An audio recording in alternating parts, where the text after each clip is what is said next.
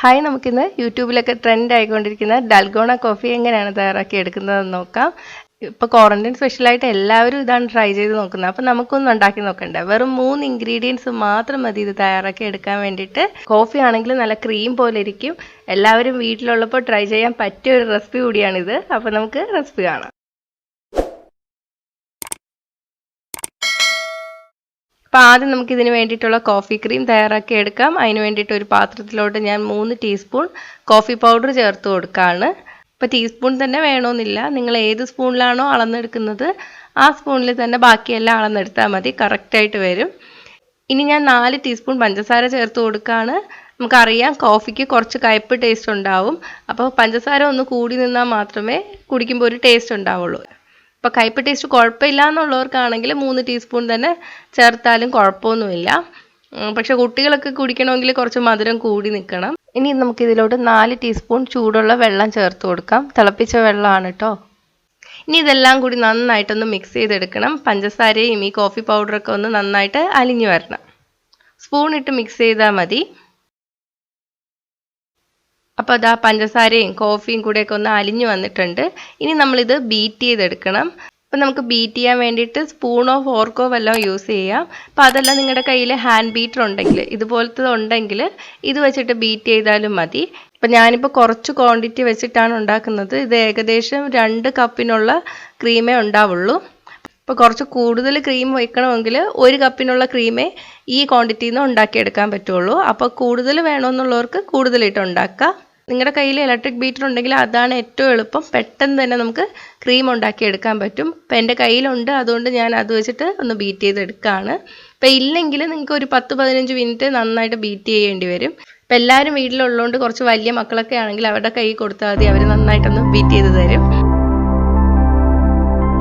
അപ്പോൾ എന്തായാലും ഞാൻ ബീറ്റ് ചെയ്ത് എടുത്തിട്ടുണ്ട്. അപ്പോൾ ഇതുപോലെ ബീറ്റ് ചെയ്തെടുക്കണം. ഇതിൻ്റെ കൺസിസ്റ്റൻസി എന്ന് പറഞ്ഞാൽ നമ്മൾ പാത്രം ഒന്ന് കമിഴ്ത്തി നോക്കുമ്പോൾ താഴെ വീഴില്ല, അതുപോലെ നമ്മൾ ബീറ്റ് ചെയ്തെടുക്കണം. അപ്പോൾ കുറച്ച് സമയം എടുക്കുന്നത് ഈ ക്രീം ഒന്ന് ബീറ്റ് ചെയ്തെടുക്കാൻ മാത്രമാണ്.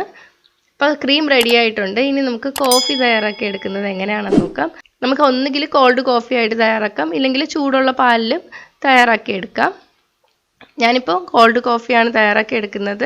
ഇപ്പോൾ അസുഖമൊക്കെ ഉള്ള സമയമാണ്. അപ്പോൾ തണുപ്പിച്ച പാൽ വേണമെന്നുണ്ടെങ്കിൽ ആദ്യമേ ഒന്ന് കാച്ചി തണുപ്പിച്ചതിന് ശേഷം മാത്രം ഫ്രിഡ്ജിൽ വെച്ച് ഒന്നും കൂടെ തണുപ്പിച്ചെടുക്കുക. അപ്പോൾ അല്ലെങ്കിൽ ചൂടുള്ള പാലും തയ്യാറാക്കി എടുത്താലും കുഴപ്പമൊന്നുമില്ല. ഇപ്പം ഞാനൊരു 3/4 ഗ്ലാസ് പാൽ ഒഴിച്ചിട്ടുണ്ട് കേട്ടോ. നിങ്ങൾക്ക് വേണമെങ്കിൽ 1/2 ഗ്ലാസ് പാലും 1/2 ഗ്ലാസ് ക്രീമും ആക്കാം. അങ്ങനെ ഇടുമ്പോൾ കോഫി കൂടുതൽ വരണോണ്ടാവും കുറച്ച് കയ്പ്പ് ടേസ്റ്റ് കൂടുതൽ നിൽക്കും. 3/4 കപ്പ് പാൽ എടുക്കുന്നതുകൊണ്ട് കുറച്ചും കൂടെ ടേസ്റ്റ് ആയിട്ട് എനിക്ക് തോന്നി. അപ്പോൾ ഇതിൻ്റെ മുകളിൽ നമുക്കിനി ക്രീം വെച്ച് കൊടുക്കാം. ക്രീം വയ്ക്കുമ്പോൾ താഴോട്ട് താഴ്ന്നു പോവില്ല കേട്ടോ. കോഫിയുടെ ടേസ്റ്റ് കൂടുതൽ ഇഷ്ടമുള്ളവർക്കാണെങ്കിൽ പകുതി ഗ്ലാസ് പാലെടുത്താൽ മതി. പാൽ ഇഷ്ടമില്ല എന്നുള്ളവർക്കാണെങ്കിൽ പാൽ ഒഴിവാക്കാം. അതിന് പകരം ചൂടുവെള്ളം ഒഴിച്ചാൽ മതി. ചൂടുവെള്ളം ഇത്രയും ഭാഗം ഒഴിച്ചതിന് ശേഷം മുകളിൽ ഇതുപോലെ ക്രീം വെച്ച് കൊടുക്കാം. അപ്പോൾ ക്രീമൊക്കെ വെച്ചിട്ടുണ്ട്.